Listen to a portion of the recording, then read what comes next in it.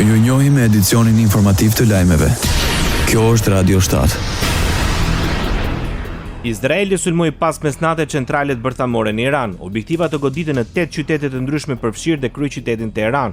Zyrtari shtuhet se ushtria izraelite sulmoi të paktën 6 baza rreth Teheranit, përfshirë bazën Parki, një kompleks prodhimi raketash, i dyshuar në të kaluarën se është përfshirë në teste bërthamore.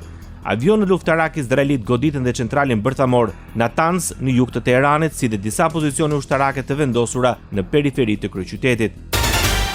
Të paktën 5 persona u vranë dhe 50 të tjerë mbetën plagosur si pasojë e sulmit izraelit në Teheran. Sipas mediave vendese, sulmi goditi disa ndërtesa që strahonin komandant të lartë ushtarak iranian. Një zyrtar izraelit i mbrojtjes tha se operacioni kishte në shënjestër edhe shtabin e përgjithshëm iranian, përfshirë shefin e shtabit dhe shkencëtarët kryesor bërthamor. Përpasoj mbetën të vrarë shkencëtari bërthamor Mohamed Mehdi Tehranki dhe ish kreu organizatës energjisë atomike të Iranit Fereidoun Abazi.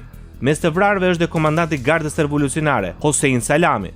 Sipas mbrojtjes izraelite, sulmi ishte përgjigje agresionit të vazhdueshëm të regjimit iranian kundër Izraelit. Kryeministri izraelit Benjamin Netanyahu deklaroi se kishin goditur zemrën e programit të pasurimit bërthamor të Iranit dhe përpjekjet e tij për zhvilluar një armë bërthamore. We struck at the heart of Iran's nuclear weaponization program. We targeted Iran's main enrichment facility in Natanz. We targeted Iran's leading nuclear scientists working on the Iranian bomb.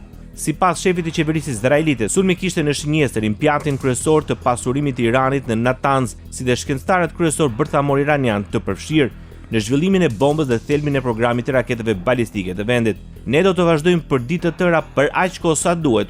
This operation will continue for as many days as it takes to remove this threat. Paralajmëroi Benjamin Netanyahu. E minjëhershme ishte edhe përgjigjja e Iranit pas sulmit të Izraelit. 100 dronë u nisën drejt Izraelit nga ushtria iraniane. Lajmi u konfirmua nga zëdhënësi i forcave të mbrojtjes së Izraelit, General Brigade Efei Defrin. Izraeli shpall gjendjen e jashtëzakonshme. Shtetet e Bashkuara të Amerikës pranojnë se kanë qenë në dieni të operacionit izraelit ndaj objektivave të përfshirë në prodhimin e armëve bërthamore. Presidenti i SBA-s Donald Trump tha në një intervistë me Fox News se ai e dinte paraprakisht për planet e Izraelit për sulmuar Iranin, por përsëritet se SBA-t nuk ishin të përfshira. Washingtoni shtoi kishte njoftuar të paktën një aleat kyç në lindjen e mesme se sulmi do të ndodhte. Trump theksoi se Shtetet e Bashkuara të Amerikës janë gati të mbrojnë veten dhe Izraelin në rast të një hakmarrje nga Irani. Unë gjithmonë shpresoj për negociata, tha Trump, duke shtuar se Irani nuk mund të ketë armën bërthamore.